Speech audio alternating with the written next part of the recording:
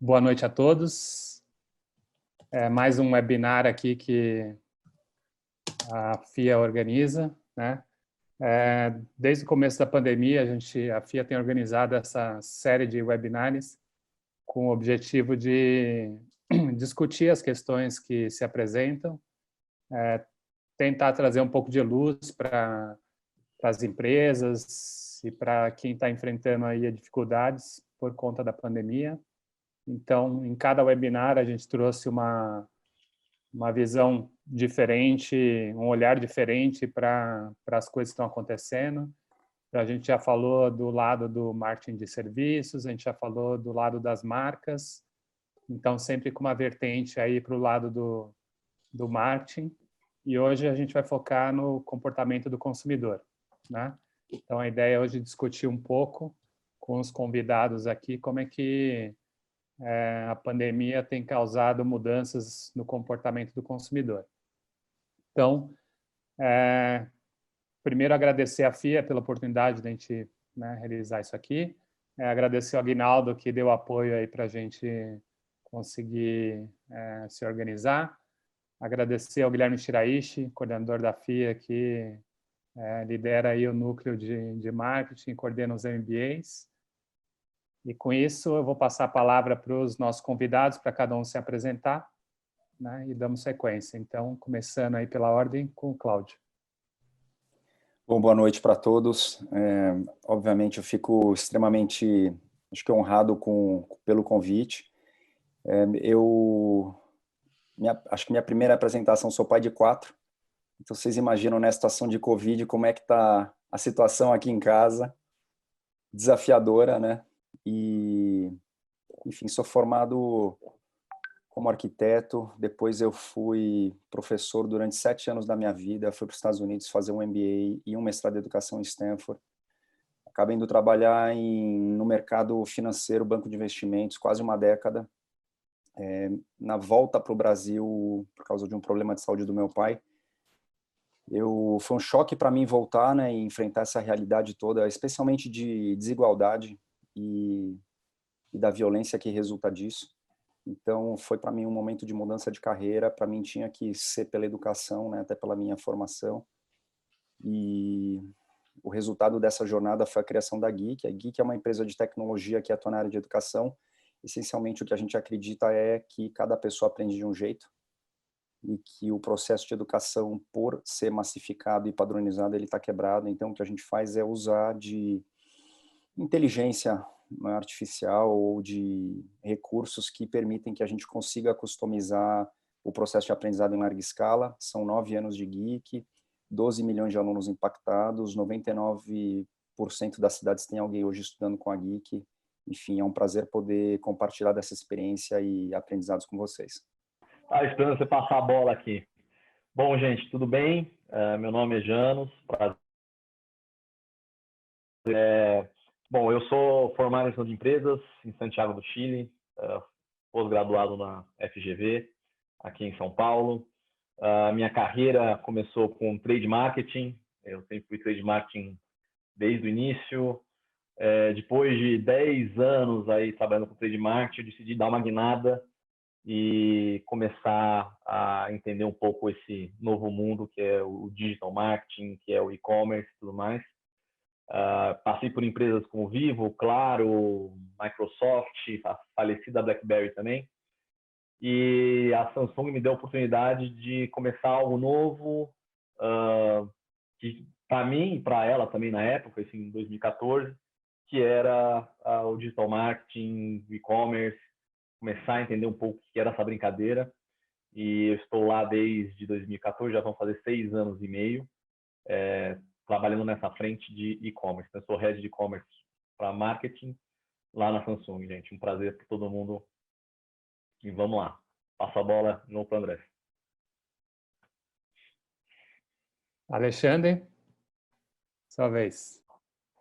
Boa noite, Andrés. Boa noite, Sasaki. Boa noite, Janos. Boa noite, Felipe. Boa noite, todo mundo. Muita gente querida aqui conectada. Para mim é uma grande honra estar com vocês trocando e conversando nessa noite, né? Meu nome é Alexandre Salvador. Eu sou casado com a Juliana, eu sou pai da Bia e da Isa, que, na meu ponto de vista, são as duas meninas mais lindas desse mundo, mas quem é pai às vezes discorda.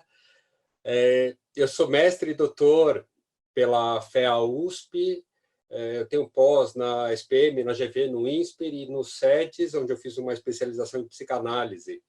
Eu sou professor de pós e de MBA. Na FIA, eu leciono como professor do MBA de Marketing e Branding, curso do Andrés e do Shiraishi. O Andrés foi meu professor de pesquisa no doutorado, então, se alguma coisa deu errado, a culpa também é dele. E eu trabalho também como executivo de marketing. Eu já trabalhei em banco, eu trabalhei em empresa de tecnologia, trabalhei em startup, dando consultoria, mas a maior parte da minha carreira foi com alimentos e bebidas. A maior parte da minha carreira já deu há mais de 15 anos nesse setor. Hoje eu estou na AB Brasil, trabalhando com os negócios de panificação e confeitaria, com as marcas Flashman, Mauri e Granfinale. E eu acho que hoje, na minha fala de hoje, eu vou misturar um pouco dessas funções, assim, tem um pouco do pai, mas tem muito do professor, do pesquisador, do executivo. Para mim é um grande prazer, uma grande honra estar nesse painel com vocês. Muito bem, Alexandre. Então, para finalizar, o Felipe. Olá, pessoal, boa noite. Eu sou o Felipe Castanho, sou colombiano, moro aqui no Brasil faz 8 anos já. Sou graduado em administração de empresas, com MBA aqui pela FGV. Trabalhei a minha carreira toda no marketing, né? Então, comecei lá na parte de pesquisa, depois fui para a área de branding e marcas, aí nos últimos anos trabalhando com inovação, desenvolvimento de produto, e nos últimos 3, 4 anos bem dentro desse mundo de tecnologia e e-commerce. Hoje eu sou o head de estratégia e planejamento comercial do iFood, uma empresa que eu acho que muitos de nós somos usuários aí nesse momento da pandemia. Acho que parte do papo de hoje é muito falar para vocês como está sendo esse dia a dia para a gente, né? Dentro desse que a gente chama de ecossistema de food delivery, como é que as mudanças do consumidor de um jeito ou outro mudaram um pouco o que a gente faz no dia a dia, e especialmente eu acho que muito do que a gente vem fazendo nas últimas semanas de entender como a tecnologia ela utilizada com empatia e responsabilidade pode ajudar muito nesse momento. Eu acho que a empatia é uma coisa que o mundo está carente hoje, e que, de fato, quando a gente substitui um pouco dessa ambição de crescimento por um jeito mais empático de olhar para a nossa sociedade, nossos parceiros e assim por diante, mudanças boas também acontecem. Então, acho que vamos aí batendo esse papo. Muito obrigado, me sinto muito honrado de estar aqui com vocês. Então, obrigado aí pelo convite. Se alguma das coisas que a gente faz no dia a dia já servirem para alguém da audiência, eu sinto que já valeu a pena estar aqui com todos vocês. Então, muito obrigado mesmo. Muito bem, como vocês podem ver aí, os participantes que estão com a gente hoje são de alto nível, né? Temos de vários países, vários mercados. Acho que a discussão vai ser super bacana, cada um com a sua visão aí de como o comportamento do consumidor está mudando nesses momentos, né? A gente não sabe se esse momento da pandemia, quanto tempo vai durar. No começo falavam em 2 meses, depois 6 meses, tem gente falando em anos. Então, fica a dúvida, né? A gente sabe que muita coisa já mudou, então tem um monte de pesquisa que mostra dados de comportamento que estão se alterando, então isso já está bem claro. A questão é o que vai se manter disso e o que vai mudar, né? Então, dependendo da duração da pandemia, se tiver um lockdown, a quarentena, como é que essas coisas vão influenciar as pessoas, né? Hoje à tarde eu estava assistindo um webinar do professor de psicologia, o Leandro, e ele falava que a questão da quarentena e da pandemia gera um problema aí também de questão de saúde mental, que muitas vezes é desprezado, né? Então, as pessoas por estarem em casa, não têm acesso à saúde, então outras coisas influenciam também. Então, nesse contexto todo, a gente está aí com um desafio bastante grande de como administrar as empresas, continuar, né, mantê-las de pé diante de todos os problemas. Então, vamos ver o que a gente discute sobre isso hoje, né, que caminhos existem aí. Então, eu passo a palavra para o Cláudio para ele começar. Cláudio, é com você. Bom, vou falar um pouco mais de educação, né, que é enfim, acho que o setor que eu estou mais envolvido, não só, acho que como empreendedor e sobretudo agora como pai também, porque o desafio de educar nossos filhos, a sala de aula veio para dentro de casa, né? E eu queria primeiro dar um pouco do contexto para todo mundo, eu não sei se todo mundo está a par do que é o sistema educacional no Brasil, trazer alguns dados para vocês, mas obviamente é um sistema extremamente tradicional, né? Esse modelo tradicional de educação industrial, olha que loucura, né? Onde você toca o sino e você agrupa as pessoas segundo um critério que, na minha opinião, não tem nada a ver com a forma que elas aprendem, que é a data de fabricação, né? A gente separa as crianças por ano, dependendo da idade, e, obviamente, é um modelo massificado que foi criado há alguns séculos atrás, num contexto totalmente diferente, para desenvolver habilidades que, obviamente, não conversam nada com esse modelo que a gente vive. Então, sei, todo mundo aqui, quem tem filho sabe, né, que esse modelo de ensinar todo mundo igual, da mesma forma, na mesma sequência, com o mesmo livro, do mesmo jeito, tem um resultado que é, além de extremamente ineficaz do ponto de vista de aprendizagem, é também do ponto de vista de engajamento e de, por que não dizer, de autoestima, né? Quantas pessoas que crescem achando que são burras porque não entendem matemática ou acham que não nasceram para isso, quando, na minha opinião, todo mundo tem capacidade de aprender, e o grande desafio, o grande problema é com o sistema na forma que ele funciona hoje. E isso vai gerando gaps de aprendizagem, e o desafio é que a escola nunca anda para trás, né? Que anda para trás é recuperação, é reforço, é professor particular, a escola tem que andar para frente. Isso vai se tornando uma bola de neve, e o resultado o output desse nosso sistema hoje é que, no Brasil, mais ou menos, em média, metade dos alunos que começam o ensino médio não terminam, essa é a estatística oficial, e dos que terminam, ou seja, da metade que termina, 10% aprende o básico esperado em português e matemática. Então, esse é o output desse sistema que, obviamente, está completamente falido. E até então, onde antes da pandemia, não só a internet, mas a tecnologia, ela era vista com muito... até com uma certa negação, né? E é incrível porque acho que é o único ambiente que mudou pouquíssimo aí nos últimos 100, 150 anos. Se você congelasse um professor lá 100 anos atrás e descongelasse ele numa sala de aula, talvez ele estranhasse um pouquinho, tem um quadro ali um pouco diferente, mas essencialmente o papel é o mesmo, que não tem nada a ver com um médico numa sala de cirurgia, por exemplo, que hoje é totalmente inundada por tecnologia. E aí minha provocação é que, assim, a gente, né, nós pais, a gente nunca mandaria nossos filhos para um hospital do século XIX, a gente nunca voaria nossos filhos num dirigível, mas a gente continua mandando nossos filhos para essas escolas que foram criadas no século XIX. Esse é o modelo atual. Com a situação de Covid, obviamente de isolamento, o mundo mudou. Eu diria que a gente avançou 10 anos em 2 semanas, porque do dia para a noite todo mundo teve que se adaptar, todas as escolas, especialmente professores, que até então, enfim, tem muitos professores que sempre deram aula de um jeito e iam continuar dando do mesmo jeito, mas agora tiveram que se adaptar, usar ferramentas online, né, Hangouts ou Zoom, tendo um momento síncrono e momentos assíncronos, então isso deixou de ser uma escolha, e a consequência é que a escola ficou completamente exposta, né? Ela perdeu o controle. A sala de aula saiu da escola para ir para a casa das pessoas, e os professores e a escola ficou totalmente desnuda, porque eu duvido que alguém aqui tenha assistido uma aula na escola do seu filho anteriormente, e agora a gente assiste, né? Porque está aqui do nosso lado. Não só a gente assiste, como a gente também, acho que aprende a respeitar mais o papel deles, porque a gente vê o quão desafiador é ajudar alguém nesse processo de aprendizagem.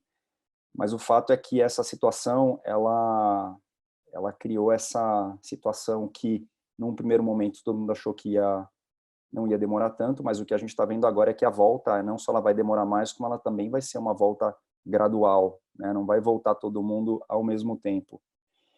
E um dos grandes riscos que essa situação hoje traz, que agora está em discussão aí na mídia por causa do Enem, mas é óbvio que famílias no Brasil com mais acesso à tecnologia são as mais privilegiadas, versus o contexto da maioria dos alunos de escola pública que estão completamente parados, para não dizer outra coisa, assim. Então, eu acho que um dos grandes desafios na volta vai ser esse, vou chamar de nivelamento, mas as diferenças, elas vão se acentuar, não só de alunos de escola pública para escolas privadas, mas dentro de uma mesma sala de aula, quem tem pais que trabalham, né, como é o nosso caso aqui, é muito desafiador você estar acompanhando as crianças e cada um no seu ritmo, cada um no seu jeito. Então, eu acredito que esse vai ser um dos grandes desafios nessa volta, por isso que eu acredito que quando a gente voltar num modelo pós-Covid, tem uma abordagem que a gente aqui no Brasil chama de ensino híbrido, por falta de um termo melhor. O termo em inglês é blended learning, né? Que se você olhasse pré-Covid, todos os países onde você tem um nível muito mais alto de qualidade de educação, ranking do PISA, etc., você já via isso de forma muito mais intensa, ou seja, o blended learning, a tradução livre, é onde você mescla momentos em que o aluno estuda sozinho, geralmente aproveitando ferramentas virtuais online, e outros onde a aprendizagem acontece de forma presencial, valorizando a interação entre alunos e com o professor. Imagino que na volta, essa volta ela não vai ser todo mundo ao mesmo tempo. A gente ainda, eu imagino que vai continuar tendo algum tipo de rodízio de alunos, não todos juntos ao mesmo tempo como era antes. Então, para mim, é inevitável que a tecnologia ela continue, que essas ferramentas online elas se consolidem. E a beleza do que eu tenho visto com o uso de tecnologia é que ela permite um trabalho muito mais dinâmico, muito mais interessante para o estudante, muito mais personalizado, permite que eu consiga trabalhar as lacunas de cada aluno, que eles tenham itinerários que sejam feitos para eles, como se fosse um professor particular, inteligente, dinâmico, automatizado através dos algoritmos, e que a gente consiga dar muito mais visibilidade desse processo de aprendizado, porque hoje, como pai, você só sabe se o seu filho não aprendeu depois que ele vai mal na prova, né, geralmente. Você não, é sempre a posteriori, nunca é preditivo antes, pelo contrário. Então, eu acho que agora abre uma possibilidade enorme de conseguir ter essas informações em tempo real para que a gente não precise esperar nosso filho ir mal na prova para conseguir tomar uma ação, não só eu, família, como escola, né? E é um pouco isso que a gente vem, eu diria, trabalhando aí há 8, 9 anos na GUI, que agora virou quase que necessário você poder acompanhar cada estudante, né? Porque se a escola não fizer isso, as famílias, o nível de insatisfação aumenta enormemente. Então, a escola vai ter que fazer isso. Com a volta às aulas, a questão do nivelamento, a personalização, para mim, ela vai ser fundamental. Então, eu acredito que vai ser um ambiente bem diferente quando a gente voltar. E acho que só para fechar, né, esse raciocínio, eu acho que essa pandemia ela vai impulsionar no surgimento de uma nova geração de aprendizes, né? Não só os estudantes, mas eu acho que pais e educadores estão tendo que se reinventar. É uma nova geração de aprendizes, eu acho que com muito mais autonomia, espero, porque eles estão tendo que desenvolver isso de forma abrupta agora. E talvez esse seja o empurrão que faltava para promover a tão necessária e desejada transformação na educação, né? A gente tem, talvez o maior problema que hoje a gente tenha no Brasil é esse acesso desigual a uma educação de qualidade, que eu espero que num cenário pós-Covid mude de forma bastante radical.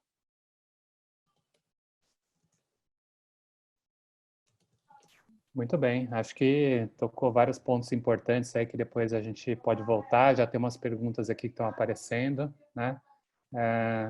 Achei legal que você falou aí do Blended Learning, a gente tem tido umas iniciativas lá na FEA de implementar isso, né? É um desafio, principalmente com parte dos professores que é talvez de uma outra geração, tem algumas restrições com relação a isso, mas é um desafio que vai vir pela frente. Então, passo a palavra para o Janus, toca lá. Bom, pessoal, eu vou compartilhar minha tela. Tenho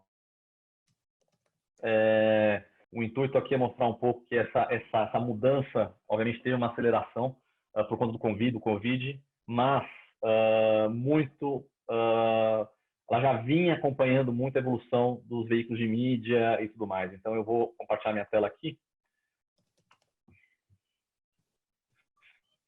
Tá todo mundo olhando, conseguindo ver a tela?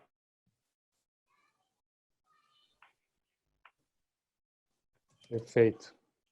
Beleza. Então, vamos lá. Deixa eu só tirar meu vídeo, só para agilizar aqui, porque parecendo que tá meio instável aqui a minha conexão. Bom, vamos lá. Então, eu quero começar com a seguinte frase: não é o mais forte que sobrevive, nem o mais inteligente, mas o que melhor se adapta às mudanças. Isso não fui eu que falei, foi Charles Darwin que falou há mais de um século atrás, né? Eu acho que a Covid está aí para mostrar. As empresas que não se adaptaram vão morrer. Então, você pega todas as agências de turismo, vão ter que se reinventar, empresas de aviação, eventos, todo mundo tem que se reinventar. Como o próprio Cláudio falou também, a educação está se reinventando. Por que isso? Basicamente, quem não se reinventa acaba morrendo. E essa mudança, ela já começou uma pegada muito forte e tem muito a ver com a mídia, com os meios de comunicação, né? E muito com o conceito de vaporização, que eu vou explicar um pouquinho mais no final para vocês, tá?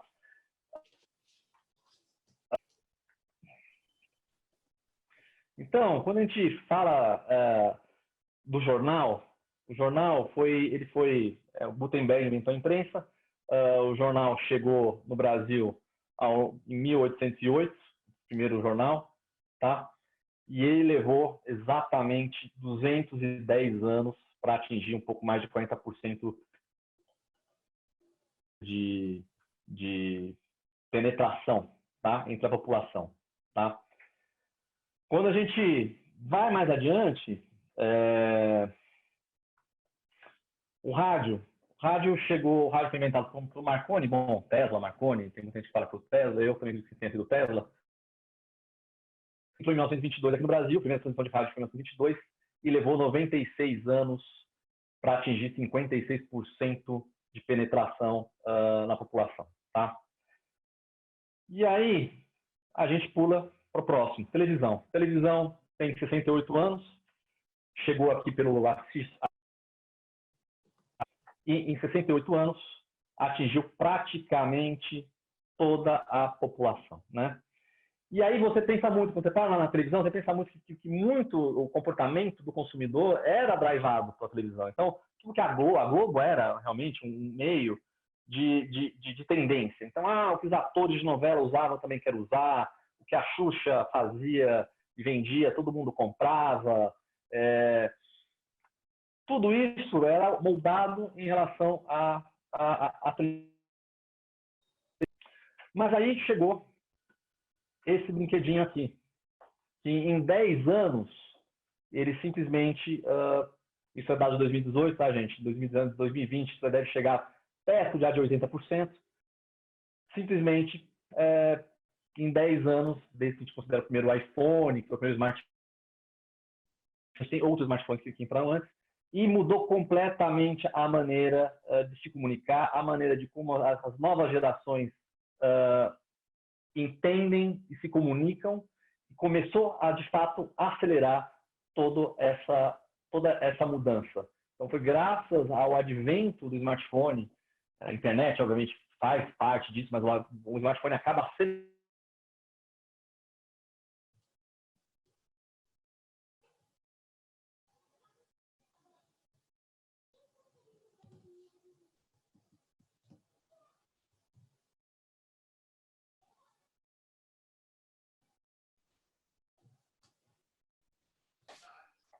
Professor Andrés, eu acho que o Janus está com alguma dificuldade de banda.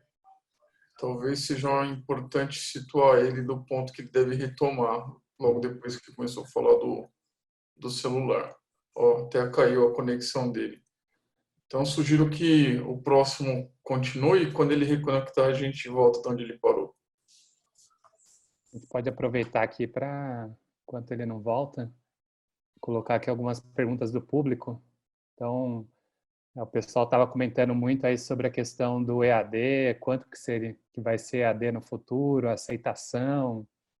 E aí coloca umas questões em que nível que a gente entra com EAD por completo, né? Se na educação infantil, fundamental, isso é possível só para os mais velhos, né? Então, Cláudio, se você quiser dar aí a sua contribuição nisso. Sim, bom, existe hoje por lei uma limitação, né, da quantidade de EAD que você pode disponibilizar na educação básica. Ela ainda é uma quantidade pequena, então a gente está falando aí algo em torno de 15%, no máximo 20%, no caso de noturno, por exemplo. Eu não vejo um modelo onde você vai ser 100% EAD, porque eu acho que tem uma série de outros aspectos, né, de sociabilidade, desenvolvimento de habilidades, que nesse cenário remoto, eu acho, enfim, é impossível que isso aconteça nesse contexto de Brasil, mas eu acho que vai ser inevitável ter algum modelo híbrido, como eu falei, né, com uma parte EAD mais forte. Não sei se, minha impressão é que na volta o aluno não vai voltar todos os dias para a escola, acho que vai ter algum tipo de rodízio, então é inevitável que algum componente de EAD maior do que aquele previsto em lei permaneça por um tempo até que a situação vá para um novo normal que, por enquanto, ainda ninguém sabe direito como vai ser, né? Na universidade a gente vê que a aceitação tem sido boa para as aulas que agora migraram para o EAD. Não chega a ser um EAD no conceito que ele é compreendido, é mais só a transmissão da aula à distância, né? O EAD mesmo é uma coisa um pouco mais complexa e melhor construída, né? Pessoal, Acho que o peço Janus... desculpa, caiu, não sei o que aconteceu aqui, eu tô roteado, ainda bem que estava com o meu celular e roteei. Posso voltar aqui rapidinho? Volta lá, você estava na parte do celular quando caiu tudo. Caiu, né? Tá bom, vamos lá.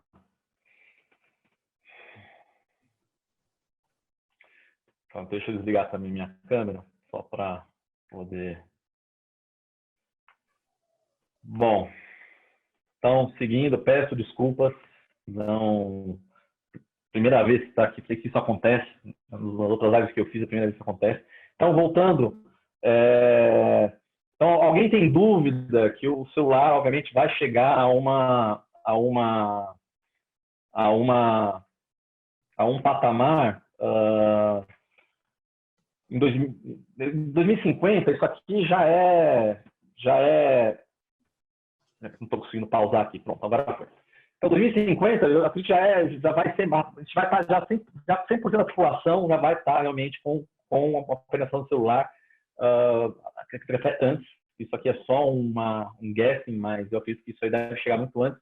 E o Covid ajuda a acelerar isso, tá? Então, a gente vê muito os nossos avós, os nossos pais seguiam um padrão de compra. Então, o avô comprava um Chevrolet Monza, o seu pai comprava um Cadete, todo mundo seguia a marca. Hoje não existe mais isso. Hoje não existe mais questão de marca. Todo mundo, e isso cada vez mais sendo acelerado. Então, vamos falar um pouquinho o que eu vejo, o que nós vemos aí no mundo pós-Covid, né? Então, as empresas vão ter que abandonar a gambiarra digital. Ou você é digital, ou você não é digital, tá? Então, o comércio online deixa de ser uma opção secundária de compras. As lojas físicas serão redesenhadas. Por quê?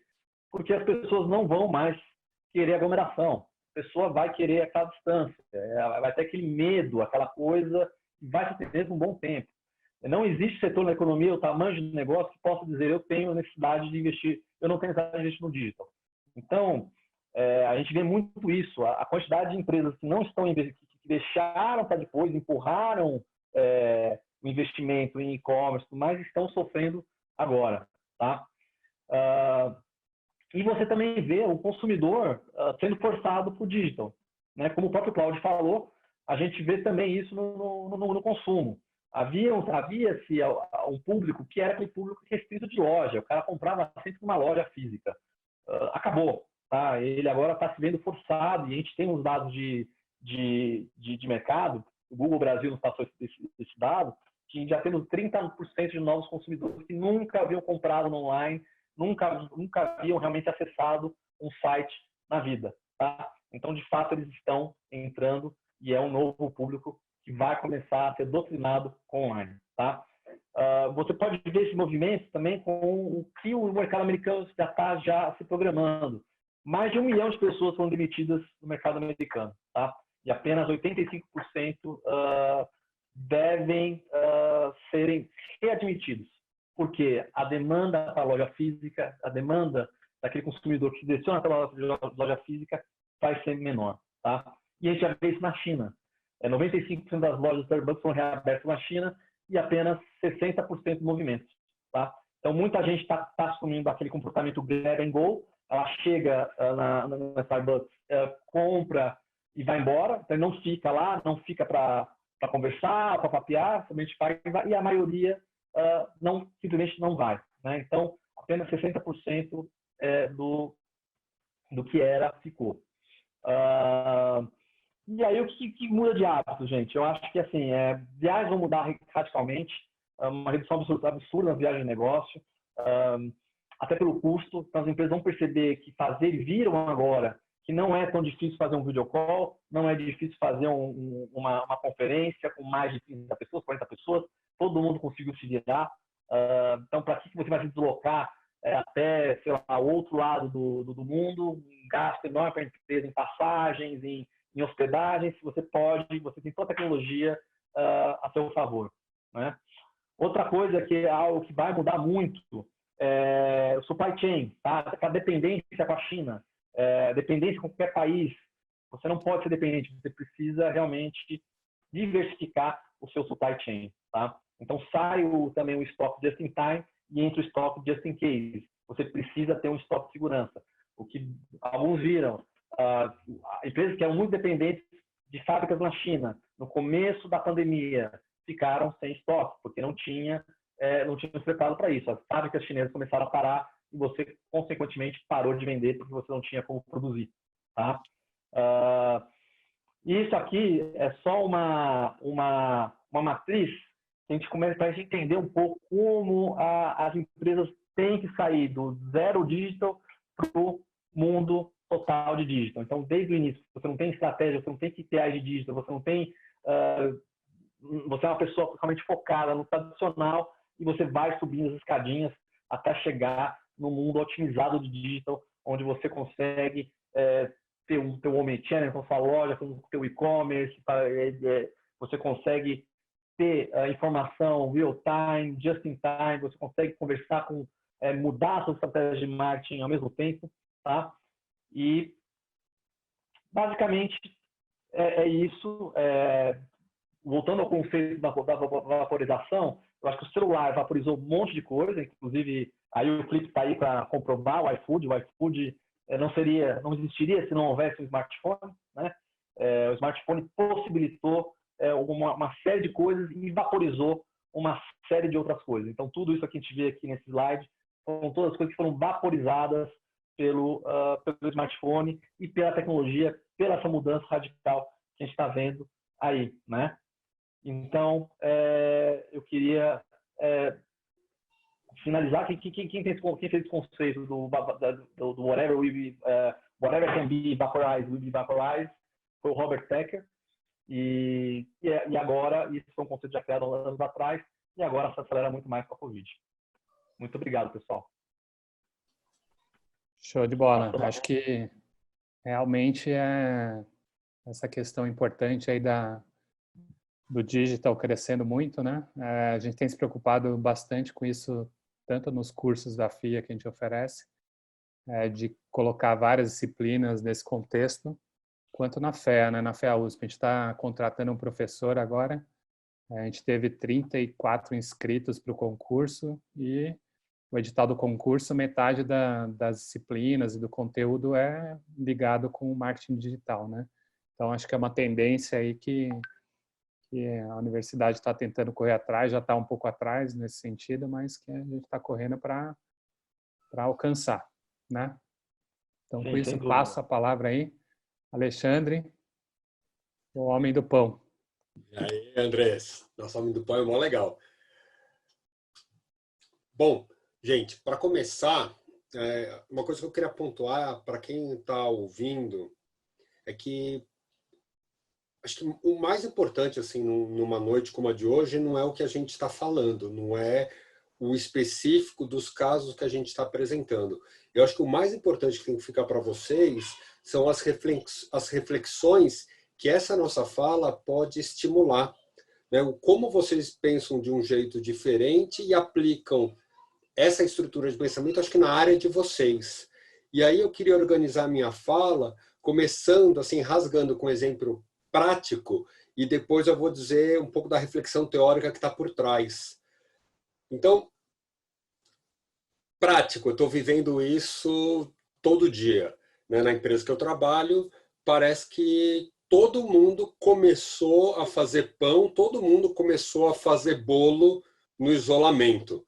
Já tem uma porrada de meme que fala que... Tem um que eu adoro, que é assim, ó, se você ainda não fez bolo no isolamento, você não sabe ser um quarentiner, né?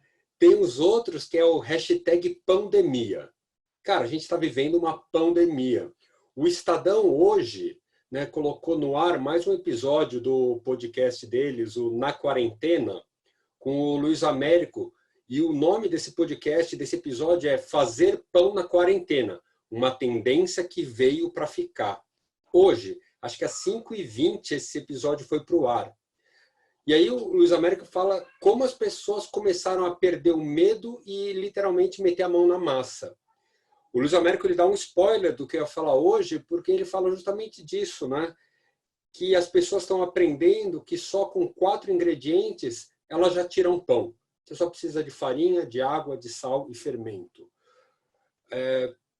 As pessoas já perceberam e começam a colocar no seu discurso que o fermento biológico do supermercado é fermento natural. Porque tem gente que fala, não, o pão é fermento natural. Mas pera, o fermento biológico que está no supermercado é natural, é levedura, Saccharomyces cerevisiae, e elas começaram a perceber já isso. O Luiz Américo fala, e aí para mim ele mata pau, que ele fala que quem meteu a mão na massa e começou a fazer pão, percebeu que fazer pão não é que você tem que trabalhar no pão por 2, 4, 12 ou 18 horas.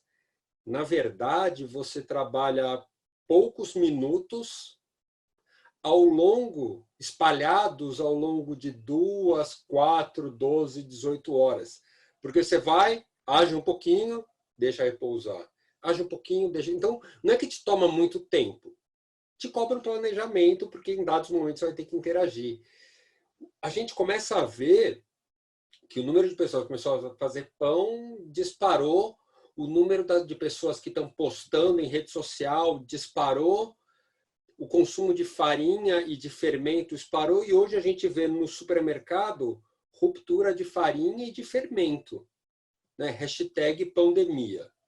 Então, o que esperar desse hábito de fazer pão pós-isolamento ou pós-Covid? E aí eu pego um pouco de um referencial teórico que eu gosto muito, que não é novo, que é o tipping point, o ponto da virada do Malcolm Gladwell, né? Jornalista canadense, que ele fala nesse livro que a melhor maneira de compreender o surgimento das tendências, da moda, os fenômenos da propaganda boca a boca, qualquer outra mudança misteriosa que vai explodir no dia a dia, é a gente pensar nelas como uma epidemia. E pensar nesse negócio de epidemia agora o momento vem a calhar. E aí ele termina falando que ideias, produtos, mensagens e comportamentos se espalham como vírus. O que o Malcolm Gladwell fala é que o que tem por trás dessas epidemias são 3 princípios, que é o poder do contexto, e aí ele fala que é necessário uma pré-condição, uma latência para que a coisa aconteça. Ele fala que existe uma questão da regra dos eleitos, então é necessário que tenha algum start e que essa mudança ganhe visibilidade. E ele fala do fator de fixação, que é um reforço para esse comportamento. Fazendo um paralelo, usando uma metáfora, como se a gente falasse, num palheiro, a palha tem que estar seca. Existe palha seca. E aí vem alguma coisa que faz uma fagulha, que risca um fósforo. E aí a gente não apaga, a gente não faz esforço para apagar. A gente pode até botar querosene. E aí a coisa se alastra. Então, esse que o Gladwell apresenta como um dos movimentos que fazem as epidemias pegar, parece que está acontecendo agora em vários setores. Quando a gente fala de tendências, de megatendências, a gente olha para a peste, cara, tá tudo aí, sabe? As tendências políticas, econômicas, sociais, culturais, tecnológicas, ambientais, elas estão aí como essa latência, como essa pré-condição, como essa palha seca. Aí vem um novo comportamento estimulado pelo isolamento. Mas ele vem em cima de alguma coisa que já tinha essa cama montada. A gente não apaga esse fogo e a gente põe querosene, né? Aí a gente faz a coisa pegar. Quando a gente cruza o pensamento do Malcolm Gladwell com o fazer pão, o que a gente vê? Já tinha uma tendência das pessoas ficarem mais em casa. Já tinha uma tendência comportamental das pessoas buscarem um resgate, buscarem fazer as coisas como elas faziam antes, delas buscarem as suas origens. A gente pode dizer que a gente passava tanto por uma tendência chamada de cocooning, como por um lance que a gente encontra muito textos falando do desconectar para se reconectar. Quando a gente fala do cocooning, cocooning é filho dessa sociedade dos excessos. Cara, e nessa sociedade dos excessos, o remédio para o excesso parece que o ficar em casa é o novo sair. A gente começa a buscar grupos menores para se encontrar com famílias e amigos em casa. A gente volta a valorizar o bairro, a gente volta a valorizar o a pé, a gente valoriza o home office, a gente valoriza as disponibilidades tecnológicas que nos ajudam a manter o contato à distância, e aí entra muito na vaporização que o Janus falou, entra muito no iFood do Felipe, que possibilita que a gente peça o melhor da culinária na nossa casa. A casa começa a ter mais área de lazer e área de trabalho não improvisado, porque mudou a função da casa.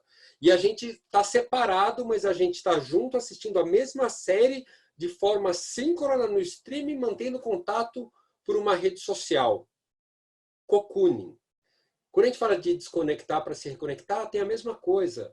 Né? O uso intensivo de tecnologia da informação acaba causando um desgaste que faz com que as pessoas valorizem o tempo sem conexão. Eu preciso, tipo brincadeira infantil, que a gente fala do PIX, né? Que é a área segura que você está salvo ali. Eu preciso de PIX no meu dia. Silêncio, espaço e tempo viram artigos de luxo. Às vezes eu quero só fazer nada em silêncio comigo mesmo. Artesanato, leitura, culinária, esportes, caridade. O que antes era hobby começa a ganhar mais espaço na nossa vida, né? E a gente volta a resgatar essa valorização do eu, das minhas origens e do que realmente importa para mim. Quando a gente fala de se desconectar para reconectar, associado ao esporte, você vê aqueles caras que são ultramaratonistas que correm 100 quilômetros por dia na montanha e fala que não, esse tempo é legal porque eu estou comigo. Mas você está sozinho? Sozinho não, eu estou comigo. Haja vontade de ficar consigo. Dói no joelho só de pensar. E aí, cara, o Covid ele vem e ele acelera várias coisas. Ele acelera o hábito de fazer pão em casa, que já vinha num crescente. Mas ele deixou as pessoas em casa, as pessoas tinham mais tempo em casa, e aí as pessoas viam um amiguinho postando foto de pão e falaram que a gente tem muita gamification, um desafio. Se ele pode, eu também posso, já tinha vontade de fazer, eu vou fazer agora. A pessoa fez pão, postou sua foto do pão, porque se você fizer e não postar, parece que não conta. A foto foi elogiada pelo amiguinho, que incentivou a fazer novos pães e incentivou os amiguinhos a fazerem pão. Esse negócio de fazer e postar, cara, tá conectado com outra tendência que o Guy Debord já tinha cantado a bola lá em 1967, quando ele fala da sociedade do espetáculo, que a gente, além de ter, a gente quer parecer. A gente fez pão, pôs foto, a celebridade fez pão e postou sua foto fazendo pão. Então, o Guerra do Fresno fez a sua foto de pão e ela espalhou. Os jornalistas comentaram a pandemia. Hoje o Estadão faz um podcast dedicado ao hábito de fazer pão. O que já era um hábito crescendo, que já tinha as suas mega tendências suportando, vence as barreiras e aquele mito que era difícil fazer pão começa a ir por água. A gente começa a distribuir vários mitos, né, durante esse momento da dificuldade. E se o mundo se separa, né, entre aqueles que já fizeram pão e que não fizeram pão, o que a gente está vendo é que na pandemia o lado de cá de quem já fez pão está ficando maior. E mesmo quando acaba o isolamento, aquelas pessoas que já meteram a mão na massa, já tiveram a experiência, elas vão continuar sendo gente que já fez pão. Vai acabar o isolamento, as pessoas vão sair mais. E vão fazer menos pão, mas elas vão continuar fazendo com alguma frequência. Mesmo porque tem gente que hoje está fazendo pão com uma frequência que não tem tanta gente para comer o pão que está sendo feito. Eu mesmo que caí nessa, eu começo a distribuir pão pelos vizinhos do prédio, porque não tem boca em casa para comer tanto pão. O Sasaki estava falando de educação. Se a gente tentar aplicar a mesma lógica em educação, cara, na fala do Sasaki aparece respeito, aparece empatia, aparece humanização, aparece foco no aprendizado, aparece uma coisa fantástica que é personalização. Não tem nada disso que é realmente novo.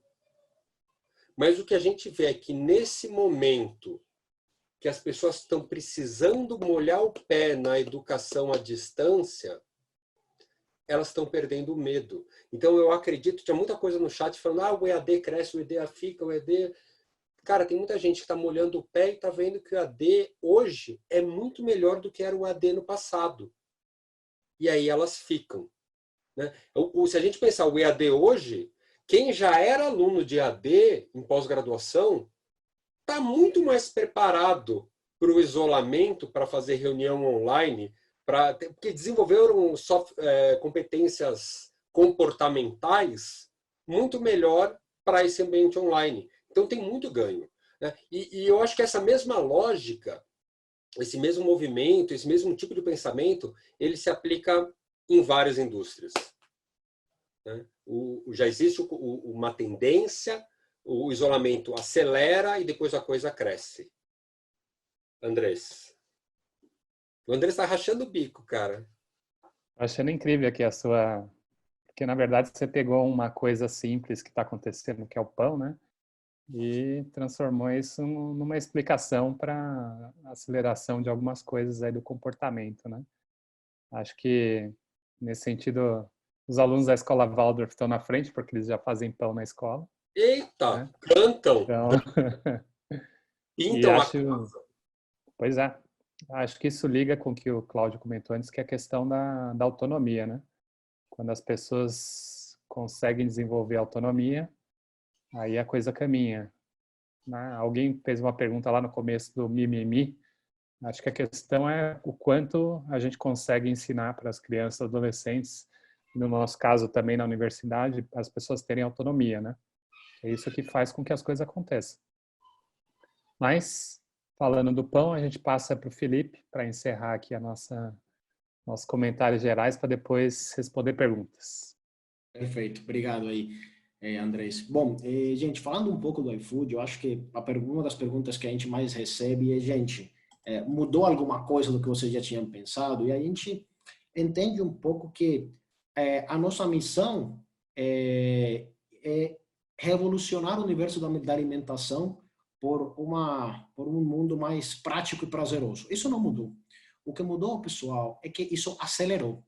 Né? A gente fala um pouco que, como já outras pessoas falaram aqui hoje, o que deveria acontecer nos próximos 2 anos, ele aconteceu num período de 2 meses para a gente. Isso acelerou alguns projetos nossos. Então, tem um projeto nosso, por exemplo, onde a gente vai no restaurante e a mesma experiência que a gente dá no iFood para o usuário, a gente daria no restaurante. Então, você não teria que chegar, chamar o garçom, esperar o garçom vir, pegar o prato, chamar o garçom de novo, pegar a bebida, chamar o garçom de novo, pedir a conta, chamar o garçom de novo, pagar a conta, né? Tinha um projeto nosso já, olhando para outras coisas, onde a gente tinha a mesma experiência do iFood. Você chegava lá com seu smartphone, sentava no restaurante, já pedia tudo, só trazia, já fazia o check-out por meio do celular, e você simplesmente saía. Imagina o ganho de produtividade na hora do almoço, por exemplo.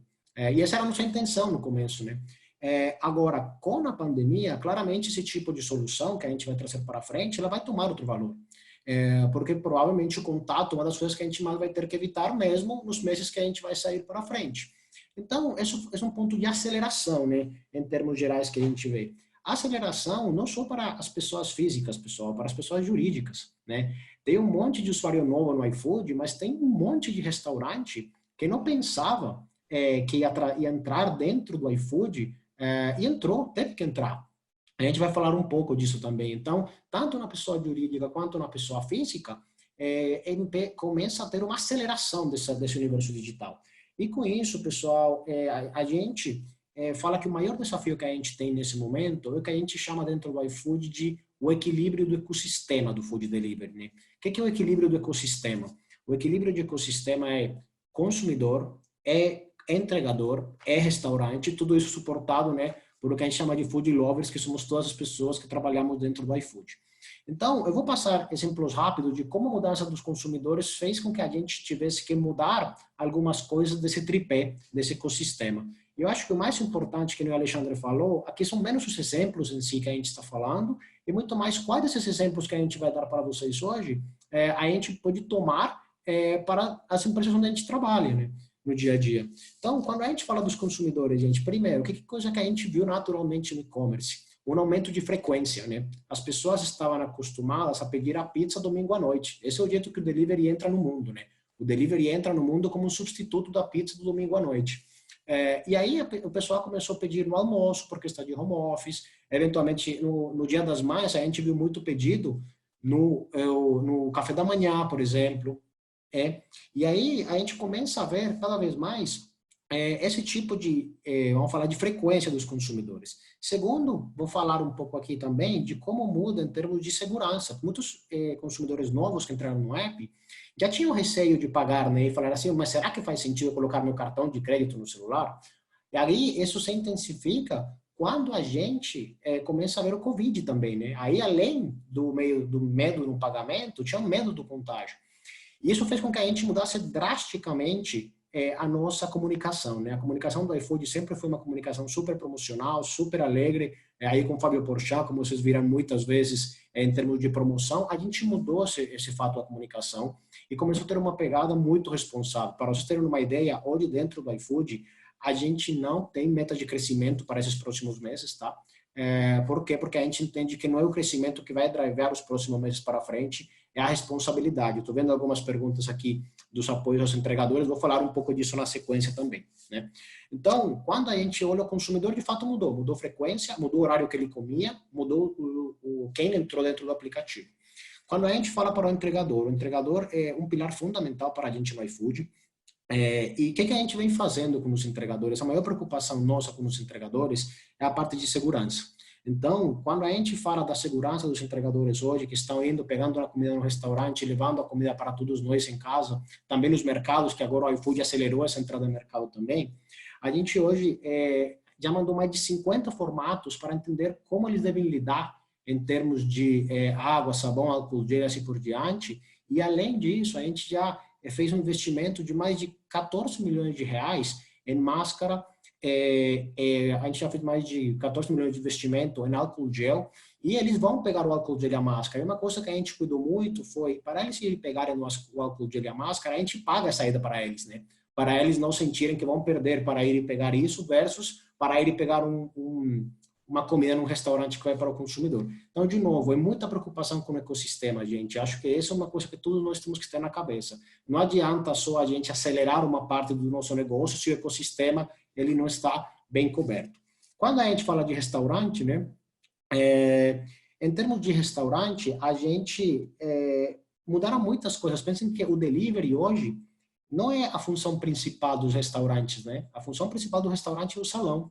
Do dia para a noite entrou a quarentena e os restaurantes viram que tinha que fechar o salão e ficaram só no delivery, né? E não estavam preparados, não necessariamente o prato que você mais vende no salão é o prato que você mais vende no delivery, né?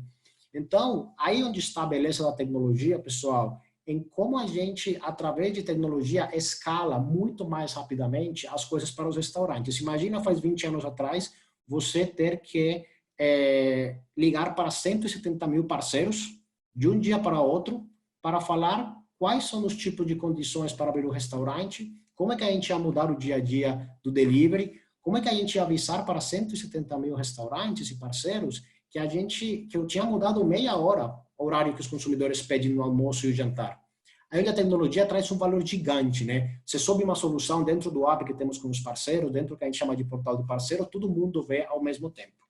Então, esse tipo de mudança aceleraram o negócio dos restaurantes também. Quando fecharam os shoppings, por exemplo, a gente fez um trabalho super legal dentro do aplicativo que tem nos restaurantes, eles podem ver as áreas de entrega onde os restaurantes que eles fecharam cobriam e os que eles têm aberto fazem uma sobreposição com essa área de entrega. Então, o que eles tinham perdido potencialmente numa loja de shopping era sobreposto por uma loja de rua. Isso só é possível ser feito porque a quantidade de dados que a gente tem dentro de casa para ajudar nossos parceiros, né? Então, de novo, esse equilíbrio de consumidor, de entregador e de restaurante é o mais importante e como a gente está trabalhando aqui nesse momento. O que a gente fez também com os restaurantes? Até aí eu falei muito de, cara, vamos colocar a tecnologia.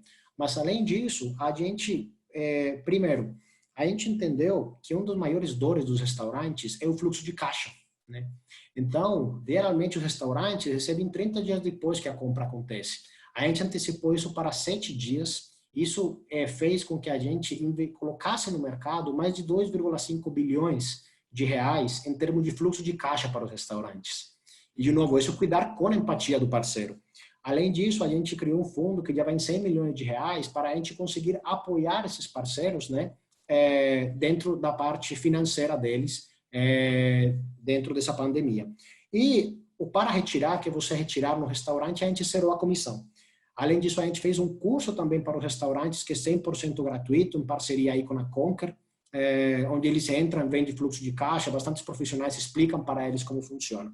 Então, esse é um pouco do resumo do que a gente vem fazendo, de como esse nosso tripé mudou drasticamente de um dia para outro, e aí a companhia inteira se mexeu nesse caminho para garantir que as coisas aconteçam do melhor jeito para todo o ecossistema, né? Então, acho que era isso um pouco dessa primeira entrada aqui. Muito bem, Felipe. Obrigado aí pela contribuição. Acho que a gente pode, então, aqui começar com as perguntas. Eu queria, na verdade, fazer uma pergunta para o Cláudio, porque eu entendo que a sua empresa ela tem uma visão de como a educação deve ser gerenciada e como é que isso acontece, né? E a gente falou um pouco aqui de escola Waldorf, etc. Tem outras pedagogias aí. Como é que você enxerga essa relação dessas diferentes pedagogias e o trabalho que vocês fazem? Bom, eu acho que com relação à pedagogia é uma opinião muito pessoal, né? E claro que tem diferentes modelos, diferentes abordagens. Para mim, o jeito que eu acredito é muito mais importante do que... Eu não estou dizendo que memorização não é importante, porque todo mundo aqui vai ter que fazer prova para alguma coisa algum dia. E faz parte do nosso dia a dia a capacidade de você reter conteúdos de forma mais estendida. Mas para mim é muito mais importante fazer coisas com o conteúdo, né? O que eu construo, o que eu faço, que habilidades eu estou desenvolvendo. E eu vejo isso aplicado de diferentes formas em diferentes, entre aspas, tendências ou pedagogias. Para mim, passa muito por gerar engajamento do estudante. Eu falo aqui pelos meus filhos também. O processo de aprendizado, ele é baseado em um vínculo emocional, ele é baseado em o estudante ver sentido naquilo que ele está estudando. E para mim o grande desafio desse modelo de escola que a gente tem é justamente a falta de propósito, a falta de relação com os porquês, a falta de... Estou generalizando um pouco, mas esse modelo onde o professor fica falando só e o aluno finge que está copiando e aprendendo, não necessariamente o aluno está pensando. E para mim a gente só aprende quando a gente pensa. Então, estou dando esse contexto porque para mim o uso da tecnologia, eu não vejo a tecnologia como substituta do professor, pelo contrário. Todos os estudos que eu vejo do uso de tecnologia em sala de aula, o resultado é mais eficaz quando ele potencializa o trabalho do docente. O que eu vejo é que pode ser muito mais eficaz é o estudo individual. Esse sim, eu vejo que a tecnologia pode ter um papel muito importante, porque eu posso escolher qual professor, qual videoaula de qual professor eu quero assistir. Eu posso voltar quantas vezes eu quiser. Eu posso ter um plano de estudos que é feito para mim, com base nas lacunas que eu tenho, com a forma que eu gosto de aprender melhor. Então, para mim, é esse modelo, essa combinação que, para mim, ela pode ser muito poderosa, desde que ela seja executada com esse olhar. E aí, obviamente, traz um grande desafio, que é a formação dos nossos docentes, né? De forma geral, nesse país, é muito focado no conhecimento técnico, é zero focado em práticas de sala de aula, que, na verdade, são os desafios do dia a dia. Quem tem filho aqui sabe, eu desafio qualquer um a fazer duas coisas. Primeiro, dar uma aula com 30, 40 jovens, crianças, adolescentes, vai ver o desafio que é isso. E o segundo é, experimenta sentar numa escola mais tradicional, com professores mais tradicionais, e ficar 5, 6 horas escutando só e tentando prestar atenção. É uma tortura, é inviável, seria impossível para a gente, e assim como é para as crianças que estão lá sendo obrigadas a fazer isso. Então a gente tira o prazer de aprender, né? Vira a obrigação de estudar, entre aspas. Realmente é um desafio que você coloca, e acho que essa questão da interação com a tecnologia, como usar, é muito importante. Minha esposa Marina é professora das crianças e ela sempre fala isso, né? Quero ver os pais darem aula para 30 crianças, que eles vão entender como é que a coisa funciona. Então, essa frase eu já ouvi em casa aqui várias vezes, né? Mas aí eu vou juntar aí acho que alguns restaurantes fazer uma transição para uma coisa que o Felipe comentou. Acho que muitos restaurantes eles têm enviado para a casa das pessoas as refeições semi-prontas, né? Então, acho que é um caminho intermediário entre aquilo que o Alexandre falou de a pessoa ter a sua própria autonomia e fazer em casa, e você colocar o consumidor para ele fazer uma parte, pelo menos, para ele sentir que ele está participando, né? Se quiserem comentar.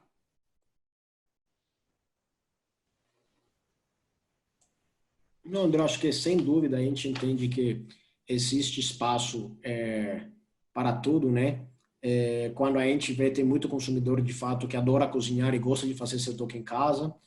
Tem muito consumidor que gosta de pedir mercado, como comentei, a gente está também nesse segmento de mercado agora, e tem muito consumidor crescendo e colocando o mercado para dentro do aplicativo também, e tem consumidor que gosta do delivery pronto. Uma das perguntas até que surgiu aqui para engatar, Andrés, e a segurança dos consumidores que recebem, às vezes, esse ponto. A gente, 3 dias depois que foi declarada a quarentena, a gente criou a entrega sem contato, né? Então, a entrega sem contato, dentro dos prédios ou dentro de algumas casas, o entregador pode deixar a sacola lá, e a pessoa pega a sacola, faz a higienização e assim por diante. Então, de fato, a gente entende que existe mercado para todos os tipos de refeições, como você comentou. Acho que aí entra algo que o Janus falou, né, de coisas que vão sendo vaporizadas em função da necessidade do distanciamento e etc. Acho que vai abrir espaço para mais coisas desaparecerem, e a tecnologia vai ter um papel importante aí de fazer isso acontecer, né? Com certeza, muitas coisas aí vão ser, vai acelerar, né? Acho que o grande vetor de aceleração que o Covid está sendo, você vai ter, por exemplo, o Uber está fazendo testes com carros autônomos, porque eles sabem que em breve, ou eles fazem esses testes com carros autônomos, ou eles vão perder essa corrida, porque eles sabem que motorista não vai ter mais. né? Você vai pegar um carro, você vai preferir muito mais confiar numa máquina para te levar do lugar A ao B do que uma pessoa que pode estar contaminada com alguma coisa ou que não pode ter confiança duvidosa. Então, pode ser uma pessoa com índole duvidosa. Então, eles sabem disso. Então, está acelerando muito a pesquisa por carros autônomos e tudo mais, que isso vão ser vaporizados mesmo. Então, os taxistas, todo esse pessoal, eles vão ter que repensar, porque isso é muito rápido, tá? Eu estava estimando que isso em 10 anos a gente já teria um grande impacto em relação principalmente ao transporte público. Eu acho que isso, depois da Covid, eu acredito que em 5 anos isso já vai ser realidade. Então, você já pegar um meio de transporte autônomo, que chega A ao B, sem contato com nenhum outro ser humano, isso já é realidade, vai ser realidade. Olhando aqui as perguntas, o Alexandre Pena, ele comenta aqui que o Brasil não é digital, né? Então, se a gente sair do eixo Rio-São Paulo, a coisa muda de figura. Acho que tem um ponto interessante aí, né? Que explica um pouco também a questão da transmissão do Covid e várias coisas, porque o Brasil ele é muito diferente, é como se fosse uma Europa inteira encaixotada num país só, né? Com diferentes realidades aí, tanto na parte da educação, quanto até na demanda pelos produtos e serviços, né? Então, vou devolver para o Alexandre ali e perguntar, esse crescimento, essas mudanças que vocês têm visto aí de compra das empresas é só no grandes cidades ou está espalhado pelo Brasil? Andrés, a gente vê isso espalhado pelo Brasil. O que a gente vê, e aí o Sul, né, quando a gente fala os estados mais frios do Sul, eles já têm muito hábito de fazer pão. Então, você vai para o Rio Grande do Sul, algumas regiões mais do interior de Santa Catarina, você tem menos padaria. E as pessoas fazem pão desde sempre, que nem se faz arroz e feijão. A pessoa faz arroz, feijão, faz pão. No Nordeste, o pão ele é muito mais doce do que o pão no Sudeste. Então, aquele pão macio, grandão, tipo, o pão de hambúrguer lá vai muito mais açúcar do que vai o pão aqui. O pão de hambúrguer vai mais ou menos 30% de açúcar, lá vai muito mais. Então, você tem muita diferença nos tipos de pão. Mas o Brasil inteiro começou a fazer mais, o Brasil inteiro começou a cozinhar mais. E eu acho que nessa pergunta tem um ponto que é bacana, que está meio que na fala de todo mundo. Quando a gente fala de comportamento do consumidor, nunca existiu, mas agora está muito mais evidente que não tem mais esse one fits all. Não dá para dizer que gente é assim.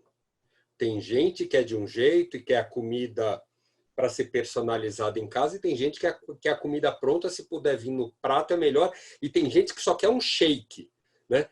Tem gente que come quinoa durante a semana e come bacon no final de semana.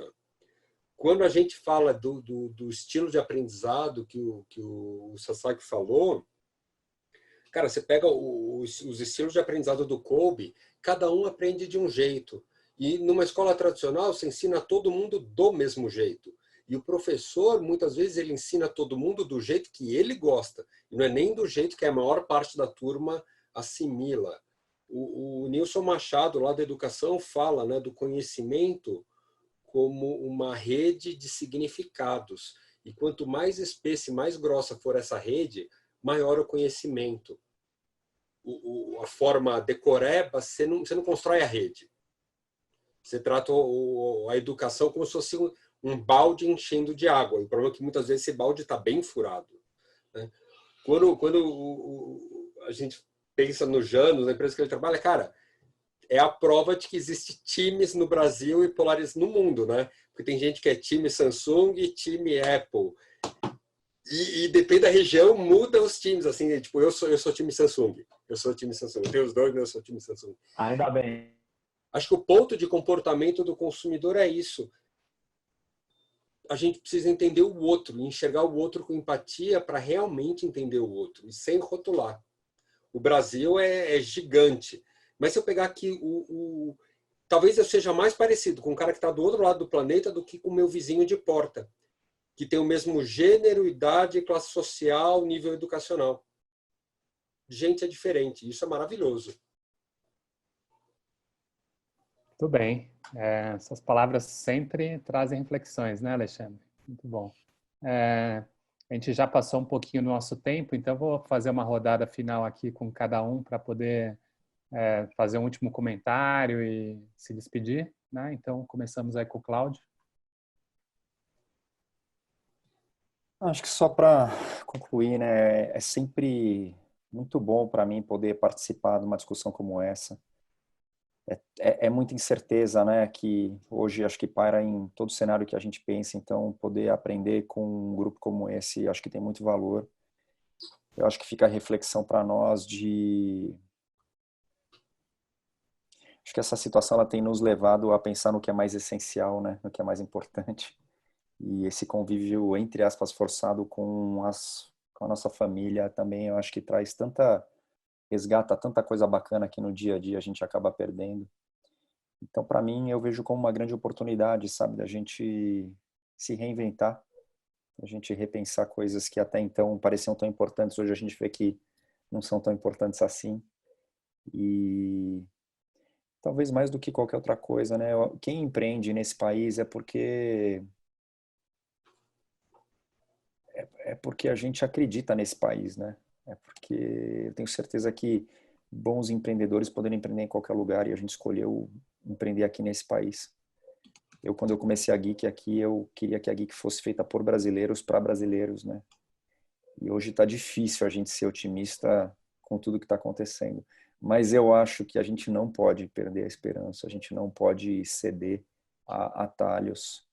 A gente tem que continuar fazendo aquilo que nos foi ensinado, né, os valores que a gente foi criado, fazer a coisa certa no matter what, porque para mim acho que só tem esse caminho, por mais difícil que seja nesse país. Então, acho que fica essa reflexão para todos nós.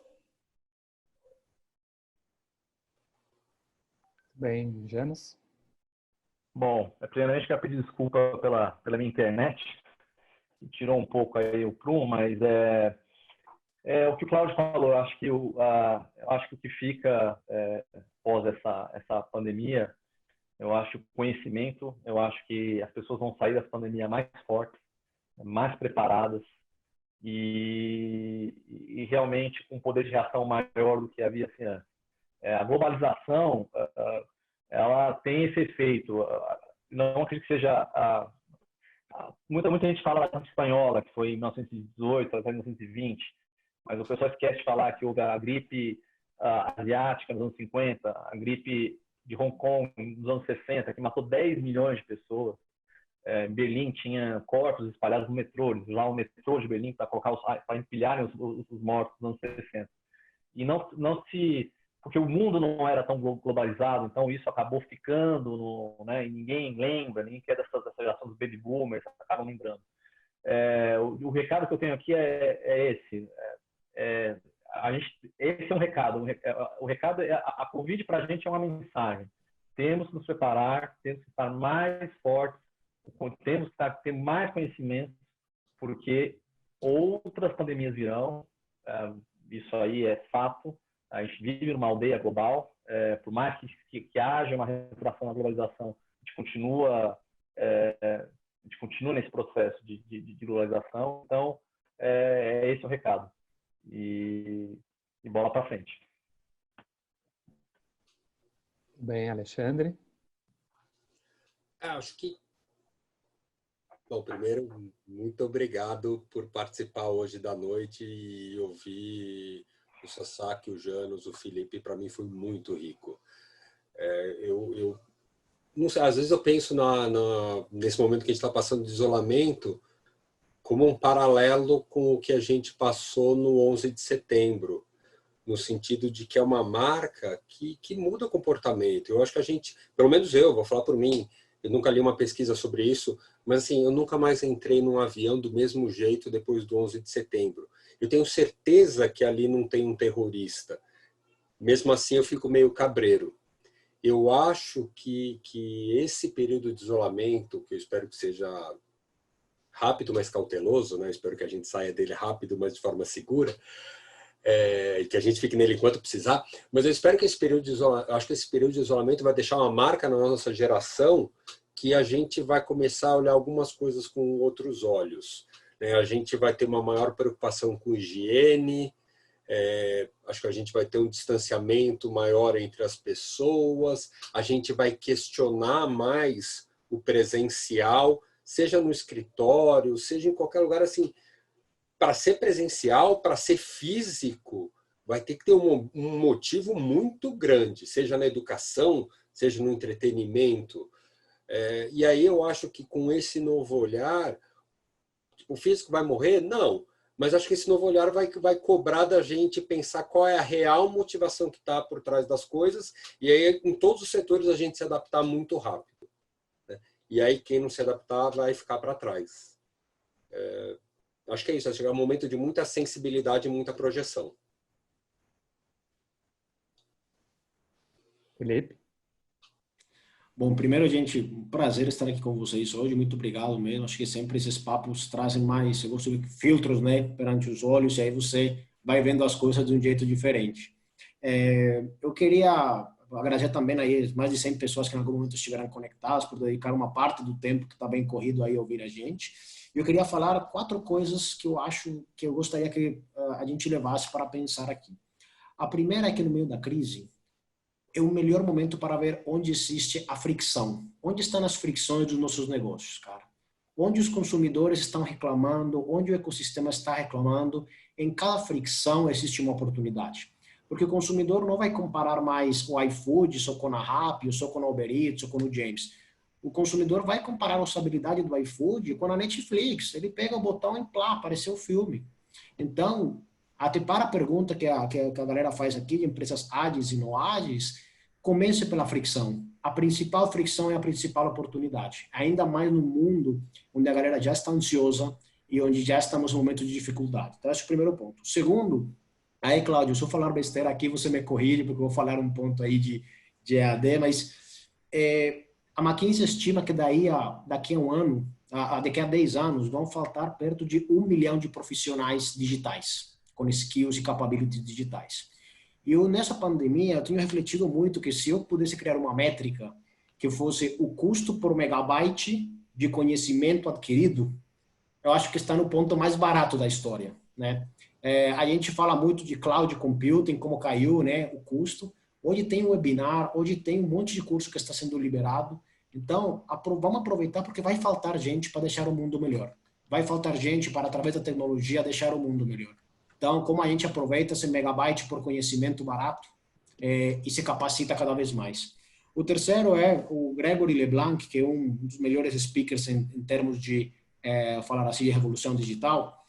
Ele fala que existem tech companies e dead companies, né? Ou seja, no fim das contas, em algum momento, todas as empresas elas vão virar digitais. E acho que isso é um olho importante. Como a gente olha para nossos negócios e fala assim, como eu posso deixar meu negócio mais escalável, mais digital? E isso empata com o último ponto, que para mim é a tecnologia tem que existir com responsabilidade.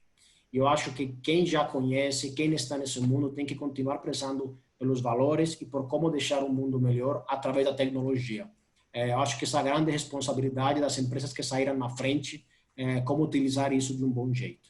Bom? Muito bem, então, já caminhando para o fim aqui, queria agradecer aos participantes que ficaram com a gente aqui até esse horário, aos palestrantes aí, né, o Cláudio Sasaki, o Janos, o Alexandre e o Felipe. Acho que a discussão foi muito rica, né?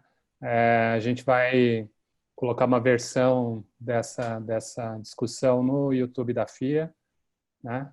Acho que para quem não assistiu, poder assistir depois.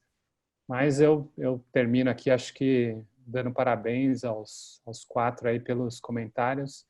Acho que veio uma mensagem assim, né? O Cláudio levantou essa bola no final aí, uma mensagem né, no sentido aí de esperança e pensar, trabalhar para que o nosso Brasil melhore, né? A gente está enfrentando uma situação complicada em vários níveis, né? De um certo desgoverno que a gente precisa olhar com mais cuidado e tentar ajudar para que os caminhos, né, dessa pandemia não durem aí os N meses que o Alexandre estava falando, né, mas que dure o que for necessário para que a quantidade de baixas aí seja a menor possível, né?